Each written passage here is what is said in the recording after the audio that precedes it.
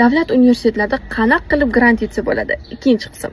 Bu videoning birinchi qismida grant taqsimoti haqida gaplashgandik. Keling, ikkinchi qismida chista talaba sifatida bu prosesni tushuntirib beraman. Siz ungacha bu videoni birinchi kurs yoki birinchi kursga endi kiradigan tanishingizga jo'natib qo'ying. Endi tushuntiradigan bo'lsam, bizda umumiy 100 ball bo'ladi va bu 100 ballni biz yashirimiz kerak. Endi qanaqa qilib deydigan bo'lsa-da, 100 ballni 80 ballini biz JPA bahoyimizdan olamiz. Ya'ni agar 5 bo'lsa, sizda 80 ball bor degani. Endi qolgan 20 ballni qanaqa olamiz deydigan bo'lsak, uni ijtimoiy faollikdan olamiz. Ijtimoiy faollikni o'zi esa 100 ball bilan baholanadi va 100 ball bo'linib, ya'ni 20 ball kelib chiqib, boyiga 80 ball, ya'ni JPA ballimizga qo'shiladi. Endi ijtimoiy faollikdagi 100 ballni qanday yig'asiz? Birinchi bo'lib kitobxonlik madaniyati. Ya'ni bu doirasida siz ma'lum bir kitoblar bo'yicha test topshirasiz. Keyingisi akademik o'zlashtirish. Agarda JPA ballingiz to'liq 5 bo'ladigan bo'lsa, sizda 10 ball bor degani.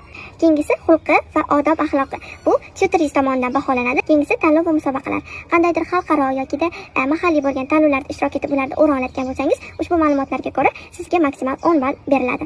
Keyingisi darslarga qatnashish. Ya'ni Xemis doirasida bir semestrda 0 dan 10 soatgacha bo'lgan dars qoldirsangiz, sizga 5 ball beriladi va bu ball sizni dars qoldirish soatingizga qarab tushib boraveradi. Ma'rifat darslarida ishtirok qilamiz. Universitetlarda ma'rifat darslari bo'ladi va ushbu ma'rifat darslariga kirishingiz ham hattoki ijtimoiy faolligingizga qo'shiladi. Keyingisi jamoat ishlaridagi faollik, ya'ni volontyorlik ishlari talab qilinadi. Keyingisi madaniy tashriflar, ya'ni turli xil xiyobon yoki tarixiy muzeylarga borgan joylaringizda ma'lumotini berasiz. Keyingisi sport bilan shug'ullanishingiz. Boshqa ma'naviy faollik va bu umumiy hisobda ijtimoiy faolligingiz uchun 100 ball taqdim etiladi. Savollaringiz bo'lsa bemalol